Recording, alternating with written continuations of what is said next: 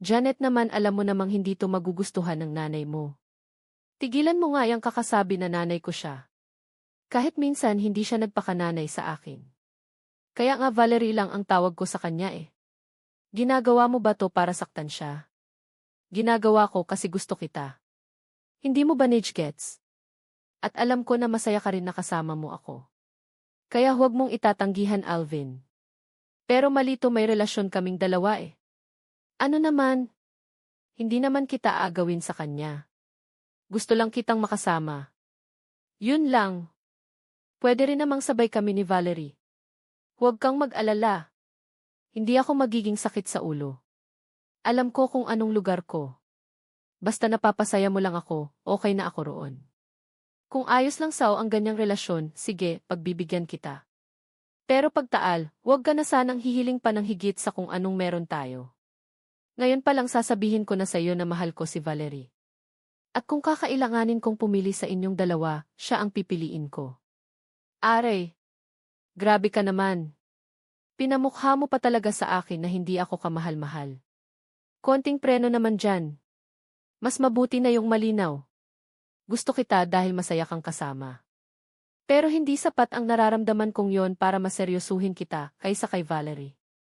Sus, kala mo naman ikabubuti mo yung ginagawa mo eh. Cheater ka pa rin namang maituturing. Dahil lang yun sa'yo. Ikaw ang nagpupumilit hindi ba?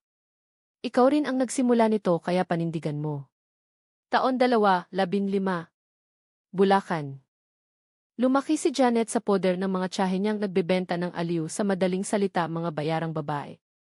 16 na anyos pa lamang ang kanyang ina nang siya ay ipagbuntis. Hindi niya kilala ang tunay niyang ama pero ang palaging sinasabi ng inang si Valerie, isa raw sa mga construction worker ang naging customer niya noon kaya hindi niya nahinanap pa. At kung sakali man, hindi rin naman daw siya kakayaning suportahan noon. Ni minsan hindi naranasan ni Janet ang alagaan ng sarili niyang ina. Palaging wala si Valerie at abala sa pag-i-entertain ng mga customer sa club. Nasa iisang bubong lamang silang lahat, ngunit bihira silang magang mag-ina. 3 ang kwarto doon pero ang mga tiyahin niya lamang ang magkakasama sa iisang silid. Pareho sila ng kanyang ina na may pribadong kwarto dahil madalas silang nag-uwi ng customer.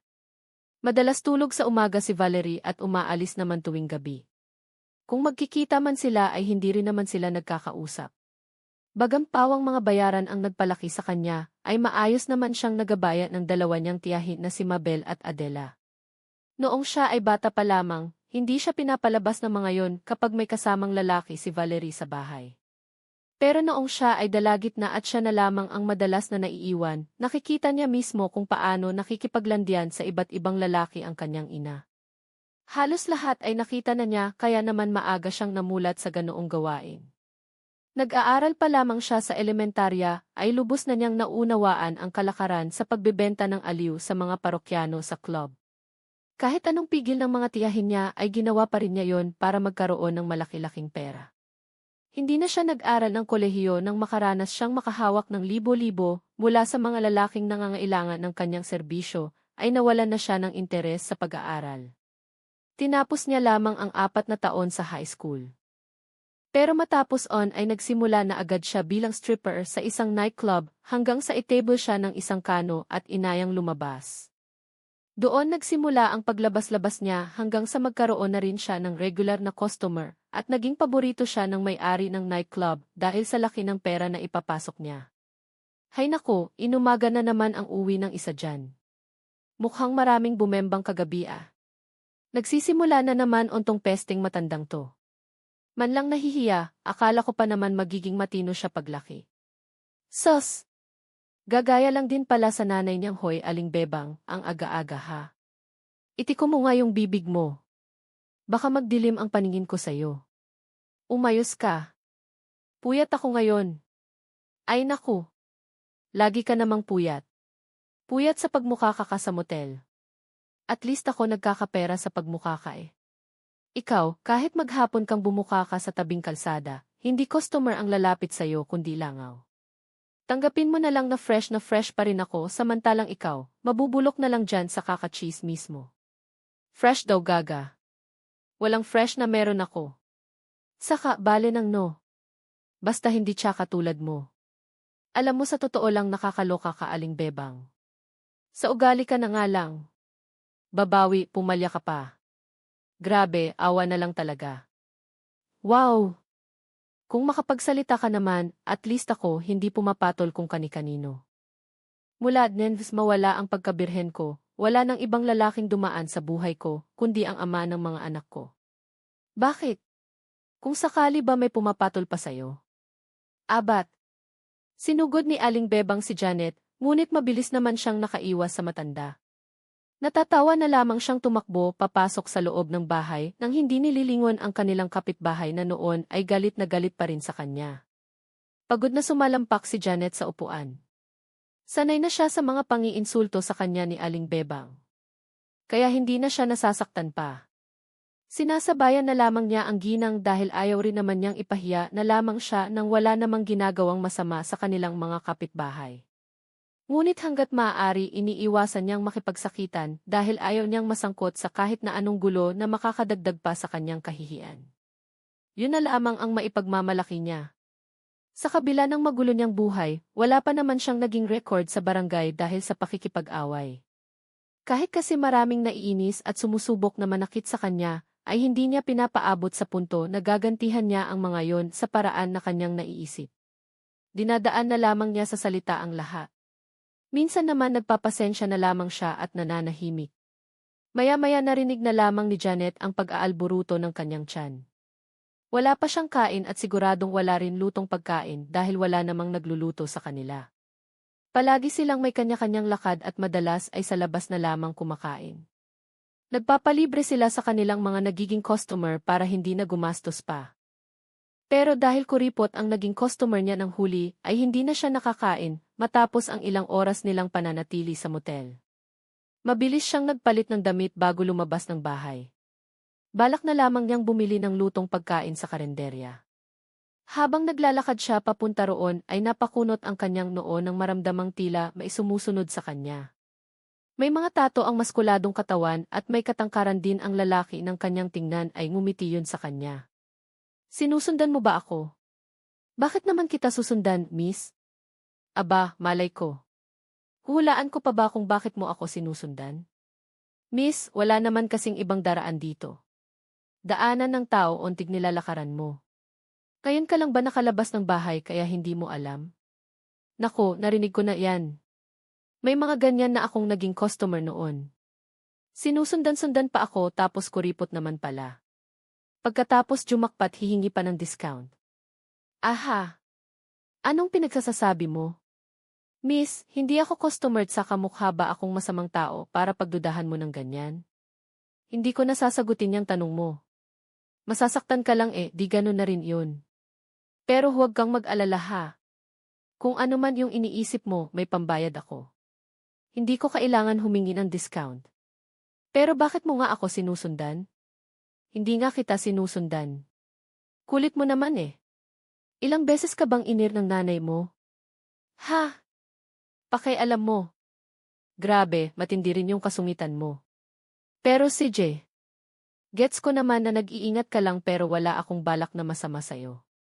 Bibili lang ako ng pagkain. Siyempre, nagugutom din naman ako. At kung hindi ka pa rin naniniwala, sundan mo rin ako pagkatapos kong bumili ng pagkain. Nangungupahan lang ako dyan kina Aling Bebang. Ah, tenant ka pala nung manananggal na yon. Ha? Anong sinabi mo? Manananggal si Aling Bebang. Tingnan mo to, ang laki-laki mo na nagpapapaniwala ka pa rin do, yung mukha niyang tinutukoy ko mukhang aswang Grabe ka naman daon sa tao. May ginawa ba siyang masama sa para, marami? Hay, dyan ka na nga. Huwag kang hahakbang ha. Hintayin mo muna ako makabili bago ka umalis dyan para makasiguro ako na ka nga masamang tao. Pambihira naman. Ala ko pa naman absuelto na ako. Sa ganoong paraan, unang pinagtagpo ang tadhana ni na Janet at Rex. Hindi pa alam ng dalaga ang pangalan ng lalaking napagkamalan niya na may gagawing masama sa kanya. Hindi na rin niya hinangad na muli pang mag-cross ang kanilang landas dahil para sa kanya lahat na may kinalaman kay Aling Bebang ay maihatid na kamalasan sa kanyang buhay. Pagdating niya sa bahay, himalang naabutan niya roon si Valerie. Kakauwi lang ng kanyang ina mula sa magdamag na trabaho. Nakasalampak yon ng upo sa mahabang upuan sa sala habang naninigarilyo. Bakit hindi maipintay ang mukha mo? Paano kasi ang aga-aga may sumira agad ng araw ko? Sino? Si Aling Bebang. Ikaw naman kasi nagpapaapekto ka pa sa kanya. Matagal niya nang rin sa atin yun ha. Alam ko at nakakasira siya ng araw ko pero hindi siyang dahilan kung bakit ako nairita ngayon. Sino? Hindi ko alam at hindi ako interesadong malaman kung sino siya. Hay, ikaw ang bahala. Ay siya nga pala. Mauna ka nang kumain. Matulog muna ako pagkatapos ko manigarilyo. Wow! Mukhang puyat na puyat ka ha. Naka-jackpot ka ba kagabi? Hindi naman pero kahit paano hindi ko ripot yung naglabas sa akin. Kaya tingnan mo naman. Maganda ang ngiti ko ngayon. Ngiting paldo sa matandang kalbo. Buti ka pa. Sos, paswertihan lang din naman yon. Siya. Sige na. Matutulog na ako. May date pa ako mamaya down sa naging customer ko nung isang araw. Yung sinulot mo. Anong pinagsasabi mo? Wala akong sinusulot sa Janet ha. Mas gusto lang talaga ako noon kesa sayo. Ikaw naman kasi ang arte-arte mo. Anong gusto mo? Puro mga bata ang kukuha sayo. Nako, malalanta lang yung pii mo. Mas mapepera yung mga senior na mga pensyado yon. Nako, ang sabihin mo pinapatos mo na lang lahat kasi perang-pera ka. Saan ba kasi napupunta mga kinikita mo at mukhang gipit na gipit ka pa rin? Wala ka ng pakiron. Diyan ka na nga. Madalas nagkakaproblema sina Janet at Valerie kapag nagkakaroon sila ng sulutan ng customer. Pareho lang naman nila yung ginagawa ngunit napikon siya sa pinakahuling beses na nangyari yon. Dahil malaki sana ang kanyang kikitain. Nagdalawang isip lamang siya nang ayain siyang lumabas ng 62 anyos na customer na nirekomenda ng tiyahin niyang si Adela. Hanggang sa nalaman na lamang niya na nakipagkita na pala yon sa kanyang ina. Mabuti na lamang at may nakuha pa siya kahit nag-aabang lang sa harap ng beer house. Bagamat maraming matitinong customer si Janet, hindi maiwasan ang mga nambabasto sa kanya. Balak sana niyang magpahinga muna ng gabing yon, kaya hindi muna siya nagpahanap ng customer sa kanyang mga tiyahin. Ngunit kinailangan niya ring umalis para makipagkita sa nakilala niya sa isang dating site. Gustong-gusto siya ng lalaki at handang magbayad ng malaki mailabas lamang siya. Pumayag naman si Janet pero nilinaw niya na may oras lamang ang kanyang paglabas. Ayaw niya nalalampas ng 12 para makapagpahinga pa siya ng matagal. Tulad ng ginagawa niya sa mga customer, pinasaya niya ang lalaki. Mas matanda yun ng 5 taon sa kanya. Galante at mabait din yon kaya hindi siya nahirapang magpaalam. Nang sabihin niyang tapos na ang oras nilang dalawa ay hindi na yon nagpumilit pa na mag-extend ng oras. Nag-offer pa ang lalaki na ihatid siya sa kanila pero tinanggihan yon ni Janet. Ayaw niya na may makakaalam ng address nila para makaiwas sa makukulit na gustong manligaw sa kanya. Pero dahil mabait ang lalaki, ibinigay na lamang ang numero nito at nagpaalam na ring susunod na linggo ay muli silang magkikita.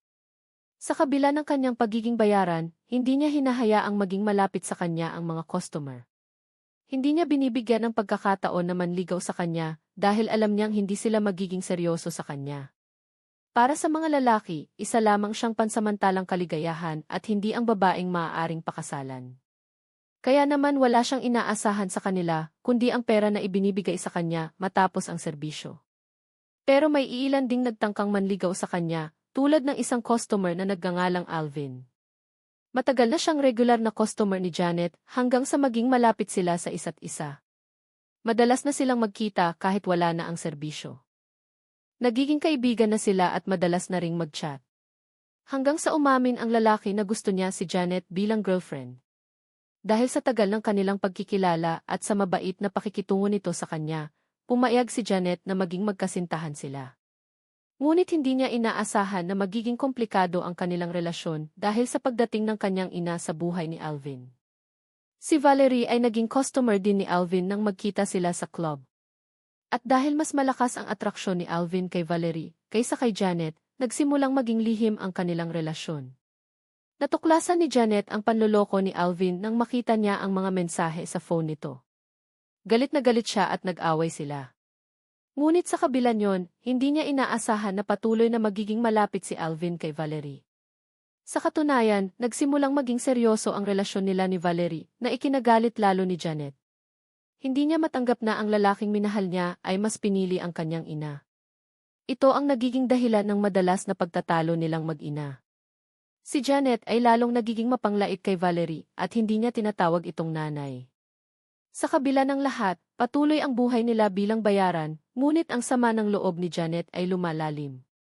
Isang araw, natuklasan ni Janet na may asawa pala si Alvin. Ito ang nagiging turning point para sa kanya. Nagdesisyon siyang maghiganti, ngunit hindi niya alam kung paano. Habang naglalakad siya, muling nag-cruise ang landas niya kay Rex, ang tenant ni Aling Bebang. Sa una, ayaw niya itong pansinin, ngunit sa paglipas ng mga araw, nagsimulang maging malapit sila.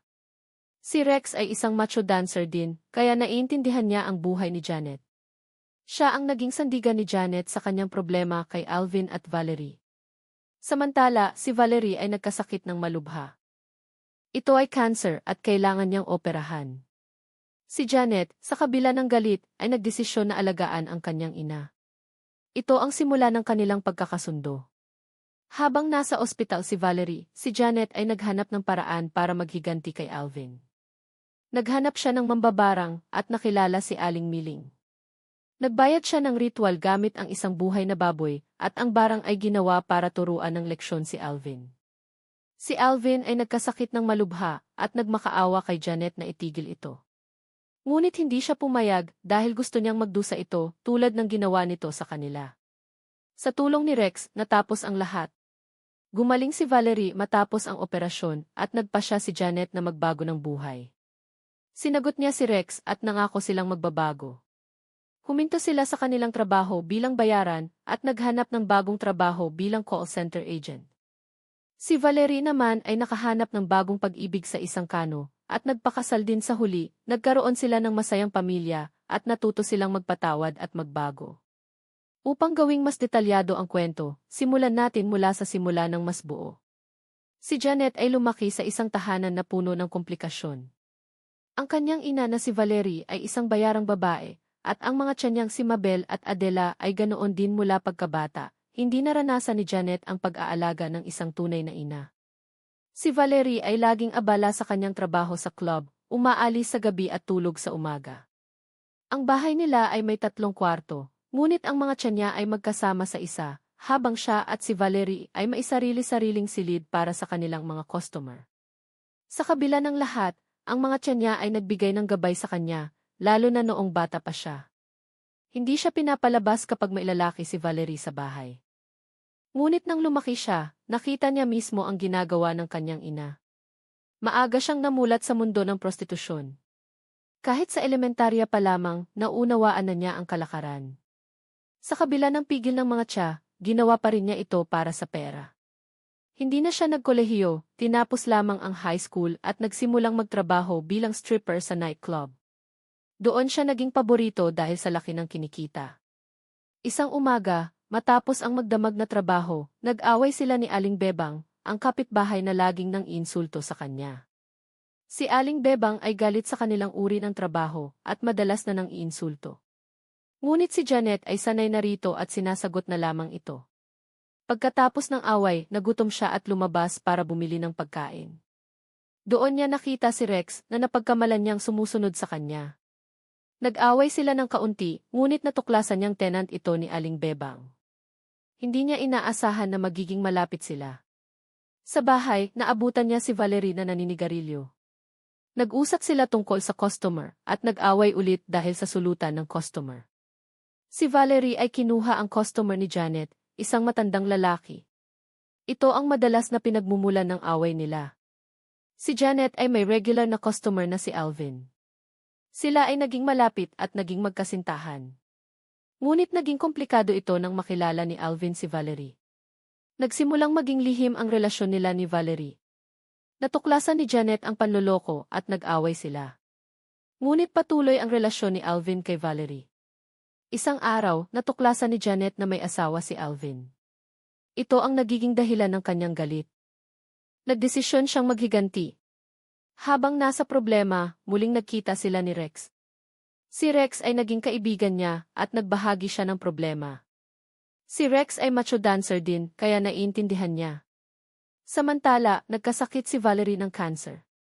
Si Janet ay nag-alala at nagdesisyon na alagaan ito sa kabila ng galit. Ito ang simula ng kanilang pagkakasundo bilang mag-ina. Habang nasa ospital, naghanap si Janet ng mambabarang para sa higanti kay Alvin. Nakilala niya si Aling Miliing at ginawa ang ritual gamit ang baboy. Si Alvin ay nagkasakit at nagmakaawa, ngunit hindi pumayag si Janet. Gumaling si Valerie at nagpasya si Janet na magbago. Sinagot niya si Rex at nangako silang titigil sa kanilang trabaho.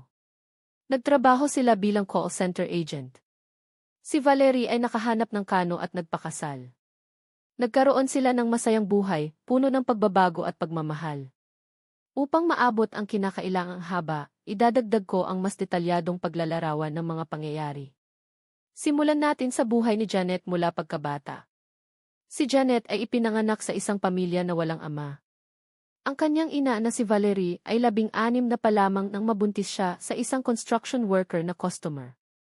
Hindi hinanap ni Valerie ang ama dahil alam niyang hindi ito makakatulong. Lumaki si Janet sa bahay kasama ang mga tiyan ng mga bayarang babae. Ang bahay ay simple, may 3 kwarto, isa para sa mga tiya, isa para kay Janet, at isa para kay Valerie. Si Valerie ay laging wala abala sa club. Ang mga tiya ay nag-alaga sa kanya, nagbigay ng gabay, at pinigilan siyang makita ang mga ginagawa ni Valerie noong bata pa siya. Ngunit nang tumanda, nakita niya ang lahat, ang paglandi, ang pag-uwi ng lalaki. Maaga siyang namulat at sa elementarya pa lamang, naunawaan na niya ang prostitusyon. Sa high school, nagsimula siyang sumali sa kabila ng pigil ng mga tiya dahil sa pera. Tinapos ang high school at nagsimulang magtrabaho sa nightclub bilang stripper. Naging paborito siya dahil sa kinikita. Madalas na away kay Aling Bebang, ang kapitbahay na nang iinsulto sa kanila. Isang umaga, matapos ang trabaho, nag-away ulit sila. Si Janet ay tumakbo sa bahay, natatawa. Nagutom, lumabas para bumili ng pagkain. Doon nakita si Rex na napagkamalan niyang stalker. Nag-away sila, ngunit natuklasan niyang tenant ito ni Aling Bebang. Sa bahay, naabutan si Valerie. Nag-usap sila, nag-away tungkol sa customer na sinulot ni Valerie. Si Janet ay may relasyon kay Alvin na regular customer. Naging magkasintahan sila, ngunit nagsimulang makipagrelasyon si Alvin kay Valerie. Natuklasan ni Janet, galit siya. Nag-away ang mag-ina. Natuklasan na may asawa si Alvin. Galit si Janet, nagdesisyon maghiganti. Muling nagkita kay Rex, naging kaibigan. Si Rex ay macho dancer, naiintindihan ang buhay niya. Nagkasakit si Valerie ng cancer. Alagaan ni Janet, pagkakasundo nila. Habang nasa ospital, hanap mambabarang si Janet. Ritual kay Aling Miling gamit baboy. Sakit ni Alvin, makaawa, hindi pumayag si Janet. Gumaling si Valerie. Magbago si Janet, sagot kay Rex. Titigil trabaho, magtrabaho call center. Kasal sila, pamilya. Si Valerie kasal kano. Masaya buhay. Para sa higit na detalyadong bersyon, isipin ang bawat eksena. Una, ang paglaki ni Janet. Araw-araw, nakikita niya ang ina na umuuwi sa umaga, tulog buong araw, umaalis sa gabi. Ang mga tiya ay nagbibigay ng pagkain, nag-aalaga, nagpapayo na wag gayahin ang ina. Ngunit si Janet ay naiinggit sa pera, nagsimulang magtrabaho ng lihim. Sa club, nagsimulang mag-strip, nakakuha ng customer. Madalas na lumabas, kumita ng malaki. Away kay Aling Bebang, madalas na nang iinsulto, tulad ng bayaran, si Janet sasagot, fresh pa ako. Isang umaga, away ulit, tumakbo siya. Nagutom, lumabas. Nakita si Rex, sinusundan mo ba ako? Nag-away pero natatawa. Natuklasan tenant ni Aling Bebang. Sa bahay, Valerie naninigarilyo, usap tungkol sa customer, away dahil sulutan. Relasyon kay Alvin, regular customer, naging malapit, magkasintahan. Ngunit nakilala si Valerie, lihim relasyon. Natuklasan ni Janet sa phone, away. Patuloy relasyon ni Alvin kay Valerie. Natuklasan may asawa si Alvin, galit. Higanti. Kaibigan kay Rex, nagbahagi. Sakit ni Valerie, alaga ni Janet. Pagkakasundo. Hanap mambabarang, ritual. Sakit ni Alvin, makaawa. Gumaling Valerie. Magbago, sagot Rex, trabaho call center. Kasal, pamilya. Valerie kasal ka no. Masaya ending. Ang kwento ay puno ng drama, pagbabago at pagmamahal. Si Janet ay natuto magpatawad, magbago buhay. Si Valerie ay natuto maging ina. Si Rex ay naging sandigan. Ang higanti ay nagbigay leksyon kay Alvin. Sa huli, lahat masaya, bagong buhay.